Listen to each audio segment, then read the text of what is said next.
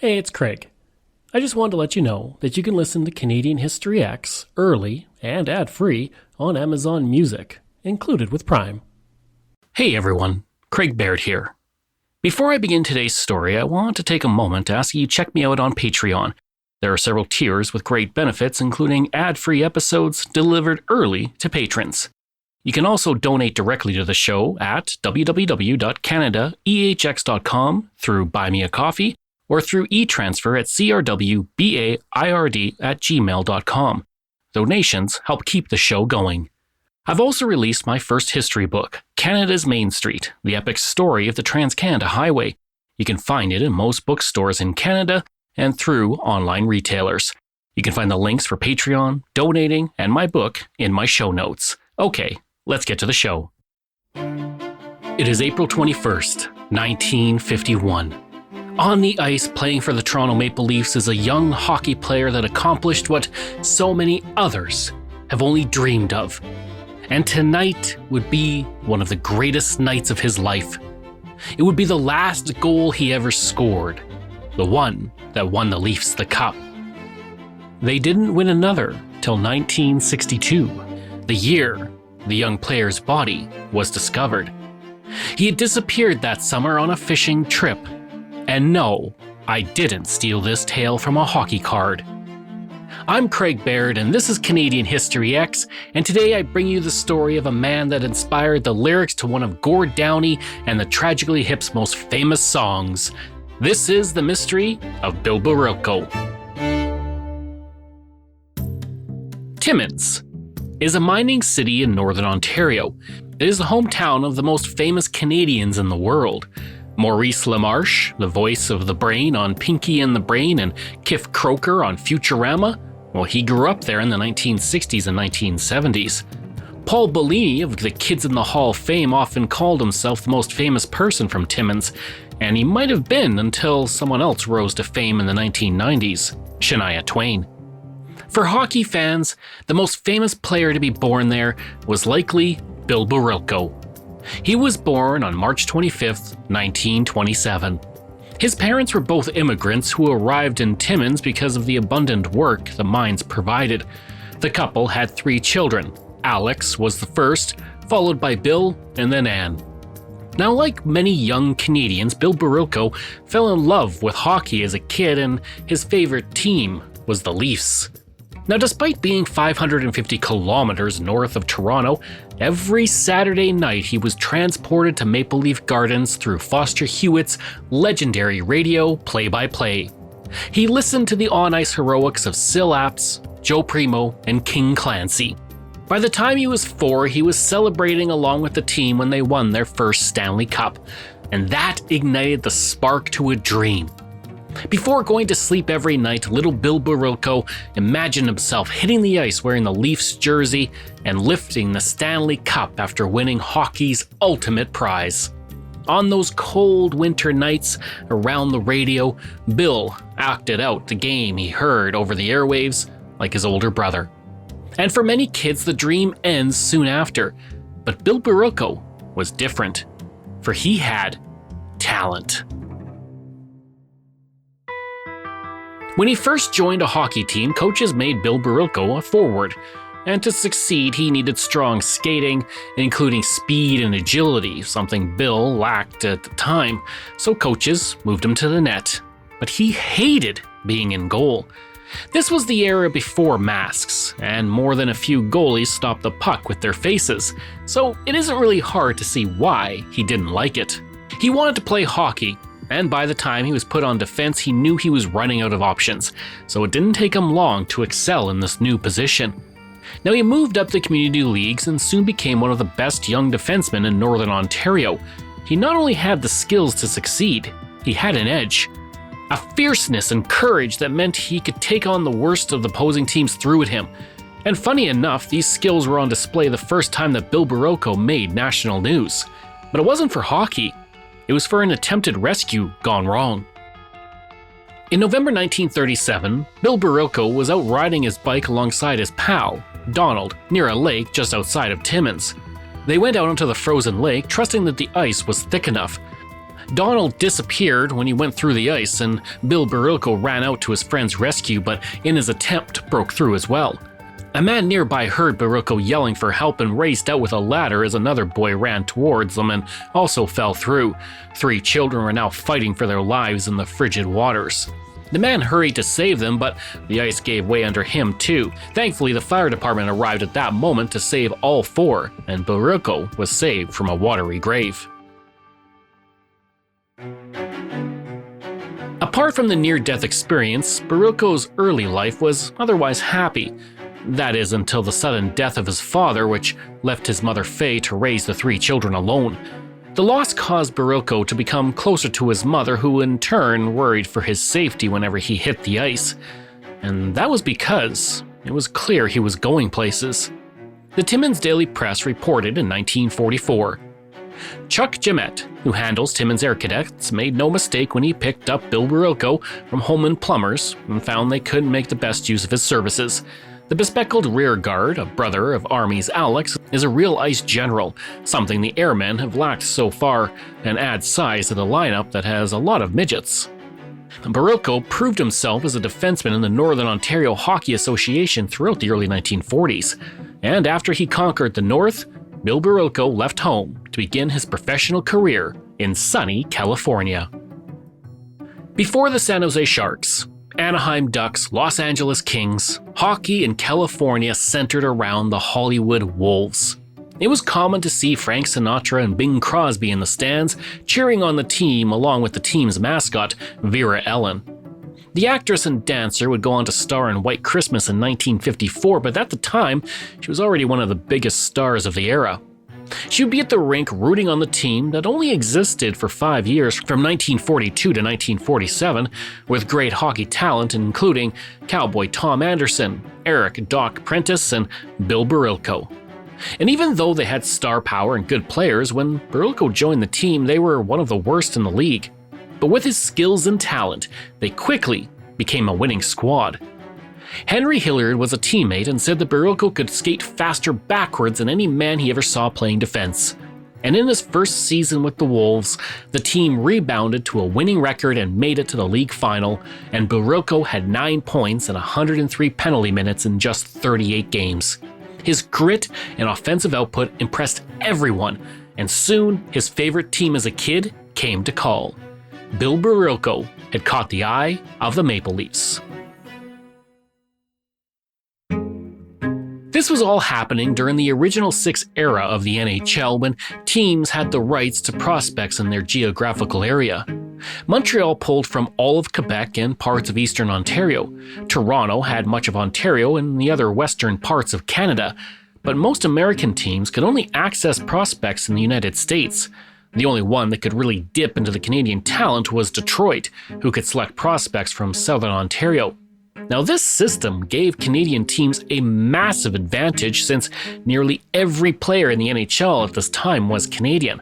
And from 1942 to 1967, Montreal, Toronto, and Detroit won every Stanley Cup except in 1961 when Chicago took it. And that's because American teams were left to pick up Toronto and Montreal's scraps.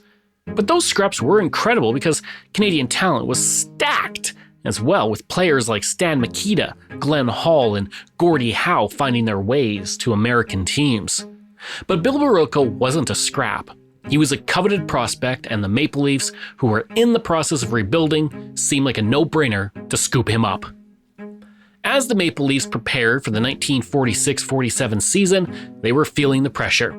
It had been 4 years since they won the Stanley Cup, which was an eternity in those days. At training camp, 6 rookies were signed to the team, including future Hall of Famer Howie Meeker and a young Bill Barilko. For Barilko, it was part of a dream come true. It must have been surreal to sit in the dressing room at Maple Leaf Gardens. He had been glued to the radio as a kid, playing out each game, and now here he was, about to take to the ice at one of hockey's main cathedrals. A few stalls down from him was the legendary Syl Apps, who some call the greatest Maple Leaf in history. Across the room, Turk Broda put on his goalie pads. Both men had led the Leafs to the Stanley Cup in 1942. Barilko had cheered them on from his living room in Timmins, and now he was their teammate. But it wouldn't be for very long. He only played 18 games with the Leafs before he was sent down to Hollywood to finish out the season. But in that brief time, he impressed the team by scoring 10 points, which was a respectable output for a rookie defenseman. The Leafs won the Stanley Cup in 1947, but Barilko wasn't there to hoist the majestic trophy. He watched from afar, wondering if his time would ever come. At the start of the 1947-48 season, the Maple Leafs were beset by injuries. By January, they were down to just 3 healthy defensemen. So, Leafs owner Conn Smythe turned to the stellar young man who shined at training camp and the few games he played with the Leafs the previous season. Barilko was returning to the big leagues, and that meant traveling 3,500 kilometers east by plane, train, and automobile, some of which during a terrible snowstorm. As he walked into the Toronto dressing room on February 3, 1947, he proudly announced, "Boy, the sun is shining."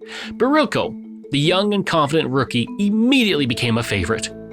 In his first game, he tormented Montreal's Maurice Richard and their captain Butch Bouchard, who eventually had enough, and he went after that Toronto rookie.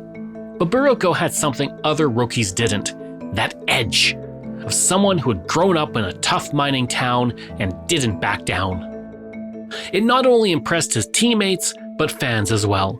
And over the next 57 games, he scored 14 points, but a more impressive stat were his 147 penalty minutes, which meant he led not only the team, but the entire league in penalty minutes, and with that, he sent a message to the league. He might be young, but he was not one to back down from a fight. The team made the playoffs, and Barilko scored 3 goals in 11 games while spending 18 minutes in the penalty box. And his efforts helped the Leafs blow past the Detroit Red Wings, then the Montreal Canadiens to win the Stanley Cup. And Barilko captured hockey's greatest prize, just like he had always dreamed of. Across Canada, a new generation of hockey hopefuls listened to Foster Hewitt name Bill Barilko as a champion. Bill Barilko went into the 1948-49 season with the Leafs full of confidence. It seemed like every player wanted to test him, and he was ready to answer every push or shove with a thunderous body check that rocked the fillings in his opponent's teeth. Boop boop. That was the last thing they heard before they felt the bone-crushing hit. One teammate said, "If he got a piece of you, you hurt for a week." Barilko was despised by players and coaches around the league. Dick Irvin, coach of the Montreal Canadiens, said, "I hate that Barilko so much.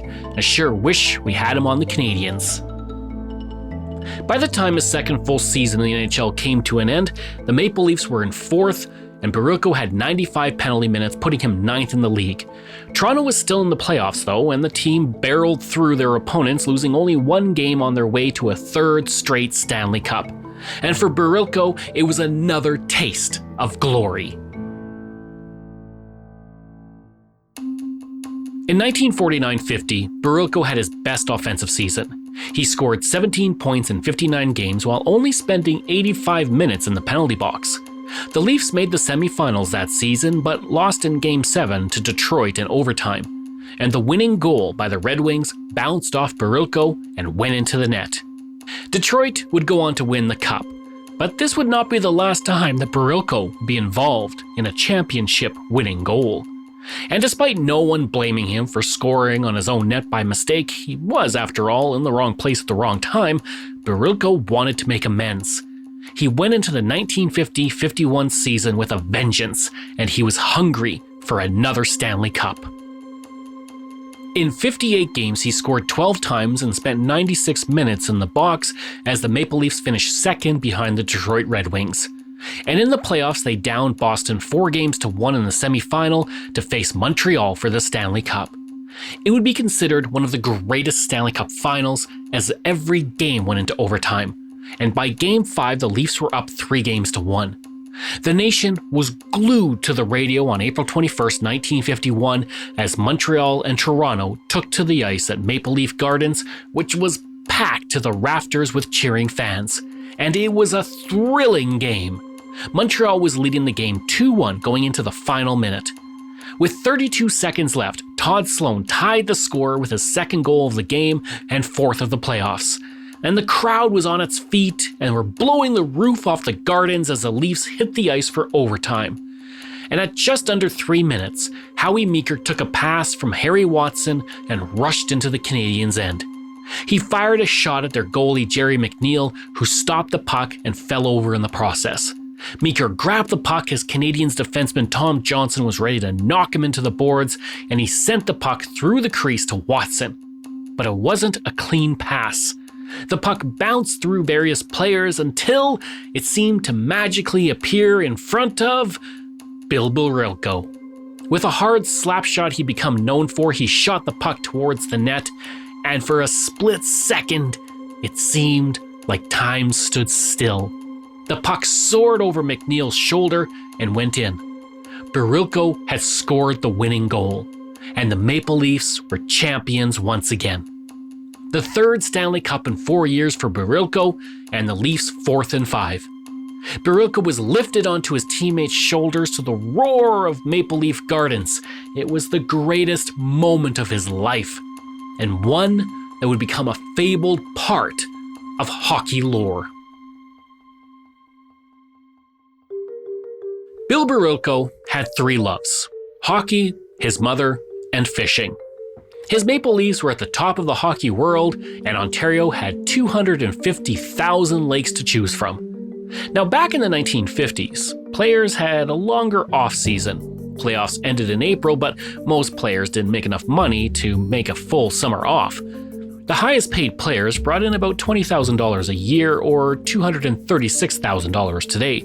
A lot had jobs or side businesses to bring in extra cash. And when a player could get away for some rest and relaxation during the summer, they took full advantage. And that is what Bill Barilko did at the end of August 1951. If you're Canadian, you're probably familiar with what happened next. But one person in this tragedy is often forgotten: Henry Hudson. He was a dentist and Barilko's close friend, and they planned a weekend fishing trip. On Friday, August 24, 1951, Barilko was preparing to leave as his mother Faye begged him not to go. Her husband, his father, had died on a Friday, and she worried something bad would happen to him if he left on the same day of the week. Barilko laughed off her worries, but she didn't find it funny. When he left, she was so angry, she refused to say goodbye. She said later, "I always make him a lunch, but this time I was so angry with him, I had his sister Anne make his lunch. At 8 a.m. Friday, he came into my bedroom, and for the first time in my life, I didn't say goodbye or ask him if he had warm clothing, matches, and a flashlight. I was so angry. I told him I would rather die than see him take this trip. He doesn't know that country. My poor Billy." She would regret that moment for the rest of her life, because 2 days later, on August 26, 1951, Barilko and Hudson boarded the dentist Fairchild 24 float plane to travel to Rupert House in northern Quebec to fish along the shores of Hudson Bay. 340 years earlier, another Henry Hudson was also exploring along the same coast. They would both have a similar fate. On June 23, 1611, Henry Hudson was cast adrift by his mutinous crew, and soon Henry Hudson and Bill Barilko would vanish as well. But I'm getting ahead of myself, because for 2 days, the pair had a great time. They fished at the Seal River, which bridges Ontario and Quebec. Then, on Sunday, August 26, they boarded Hudson's plane with 70 kilograms of fish and left to make their way to Fort George, which is located midway down the eastern coast of James Bay. It had a small Hudson's Bay Company depot where they unloaded their sleeping bags, tents, and cooking equipment. Their huge catch on board was weighing them down, and they needed to lighten the load somehow. Dan Wheeler, a clerk at the depot, told Hudson that a storm was approaching from the south, but Hudson replied they wanted to get home before the fish spoiled. And as the two men prepared to leave, Eva Williams, the wife of a local Anglican missionary Albert Williams, was on a hill overlooking the dock where the plane was waiting for them. Eva called out to Barilko and asked him if he enjoyed the backcountry, and he replied, "I sure do." Eva didn't know it, but she would be the last person to see Bill Barilko and Henry Hudson alive. The floatplane labored to get off the water as it took off from Fort George. It barely cleared the trees as it flew into the distance to storm clouds gathering on the horizon. Bill Barilko and Henry Hudson were expected home later that day, but August 26th turned into August 27th, and there was no word from the two men. Family and friends started to worry, and pilots in Northern Ontario took to the skies to try and locate the men. They hoped that the men had made an emergency landing and were simply waiting to be rescued. But before long, Barilko's disappearance had made national news. On August 28th, the Toronto Daily Star ran the headline, "Barilko lost in Northern Wilds." In the effort to be competitor, some newspapers reported rumors. The Evening Telegram printed a headline that assured that Barilko was still alive. But before long, stories from the north began to spill, adding to the murky mystery surrounding the men's disappearance. A hydro crew working north of Cochrane along Ontario's Northland Railway stated they saw a light in the sky on the evening of August 26 that they believed to be the plane. A bush pilot reported that in the same area he saw smoke rising from the bush. Near Kapuskasing, a piece of plexiglass was investigated on the hope it was a piece of their plane. But it wasn't. Yellow clay on a riverbed was confused for the lost yellow aircraft. Dr. Lou Hudson told authorities his brother buzzed his house several times on August 27th, but a search near Timmins found nothing. James Bay Inuit were asked to search along the shoreline for any traces of the plane. Meanwhile, Barilko's mother flew to Timmins to aid in the search for her son. It was her first flight. The Windsor Star printed that she said at the first sight of her son she would hit the bush to find him, and by the beginning of September, search efforts expanded. 20 planes were now in the area, eventually searching 500,000 square kilometers of dense forest. It was like looking for a needle in a haystack the size of Spain. G.J. Rustin was on the search, and he said, "With so much territory to cover, it amounts to looking under every twig." At one point, a teepee next to a canoe and gasoline cache near Kapuskasing was searched, hoping it had been a refuge for the men, but there was no evidence Hudson or Barilko were ever there.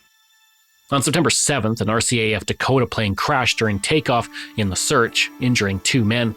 Less than 2 weeks later, on September 18, 1951, an RCAF helicopter crashed near Rupert's house along James Bay. All 3 men in the helicopter escaped injury. Back in Toronto, the mood was solemn as the new hockey season approached. A banquet to celebrate the Stanley Cup the Leafs had won months earlier was supposed to be held on September 28th, but was cancelled out of respect for the missing defenseman. A $1,000 reward posted by the men's families was offered for information that could lead to clues. The directors of Maple Leaf Gardens added their own money to boost the reward to $10,000 for any information. And near the end of September, there was a report of a yellow floatplane that suddenly appeared in the sky over Timmins. Witnesses said it stalled briefly and then turned towards Porcupine Lake. When Hudson's wife heard about the plane, she quickly hopped in a car and drove to Porcupine Lake, believing that her husband and Barilko were waiting to be picked up. No yellow plane, and no sign of the 2 men were found. It was another dead end. And by the end of September, everyone was certain that Hudson and Barilko were dead. Con Smythe, owner of the Maple Leafs, said, "Little hope is held for the safety of Barilko." Smythe was not known for sentimentality in the best of times, but he was deeply impacted by Barilko's disappearance. Throughout September, he watched films of the team's Stanley Cup victories and Barilko's shining moment. Finally, after a month, the search was called off, and 2 weeks later, the hockey season began. There would be no Stanley Cup for Toronto that year. In the semi-final, they were swept in 4 games by the Detroit Red Wings. It marked the beginning of a very long dry spell. The dynasty team that had won 4 Stanley Cups in 5 seasons would miss the playoffs 3 times and only made the Stanley Cup final once, in 1959. In that final, they were quickly tossed aside by the Canadiens, who celebrated their 5th championship in a row. And through all those years, no Maple Leafs player wore Barilko's number.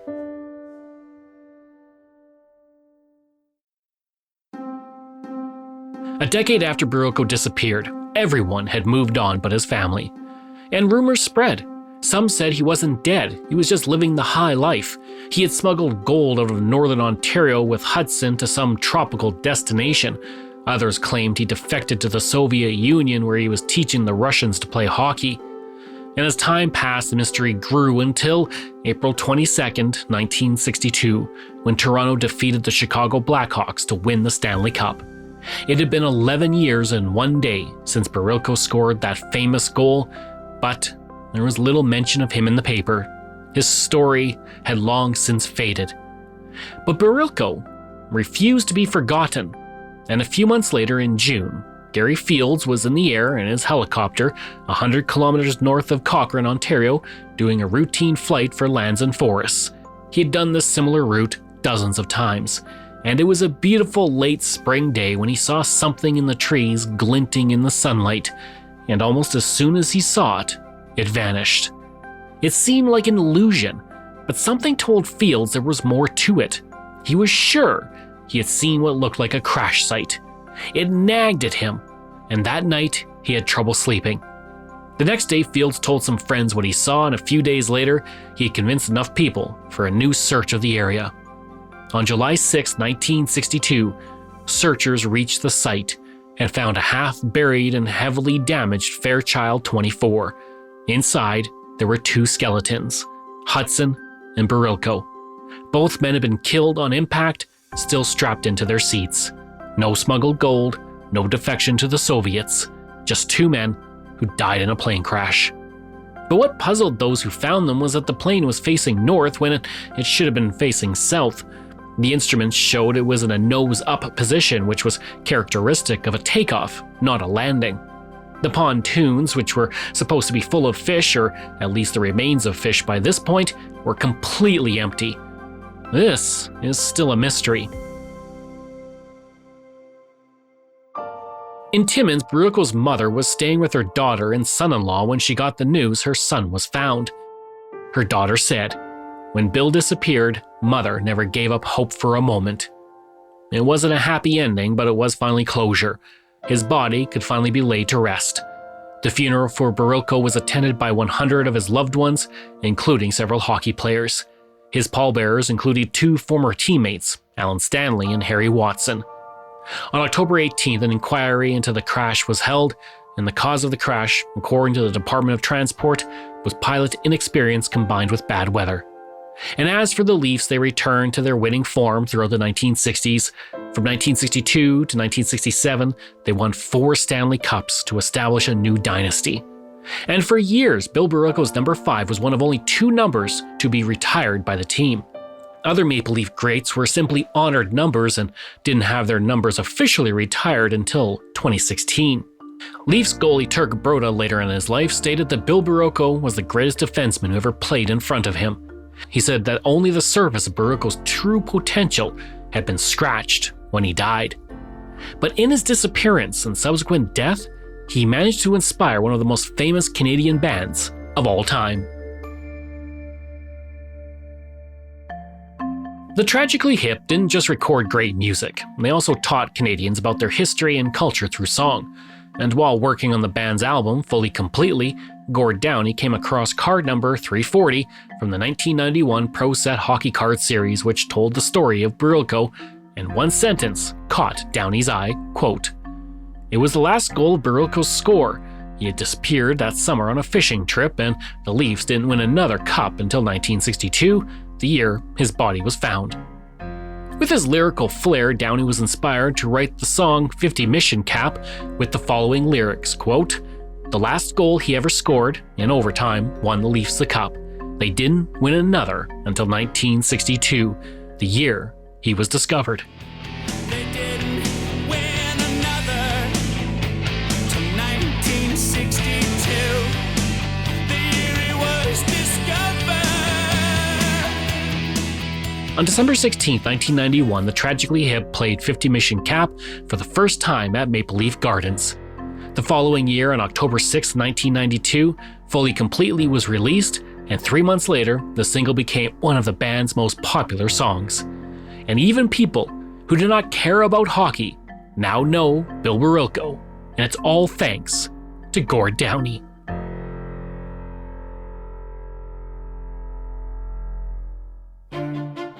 hope you enjoyed that episode and our look at Bill Barilko.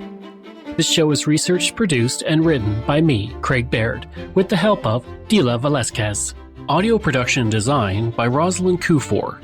If this is your first time listening and you like what you heard, please take a moment and give us a 5-star review to help other people find these amazing stories. And there are so many for you to sink your teeth into. If you enjoy this podcast, then please check out my other podcasts, From John to Justin, Canada, A Yearly Journey, Pucks and Cups, and Canada's Great War. We love hearing from you, so if you have a show topic you want me to cover, email me at craig@canadaehx.com. Or stop by my website and social media. I'll include all of those in my show notes. Until next time, I'm Craig Baird, and this is Canadian History X.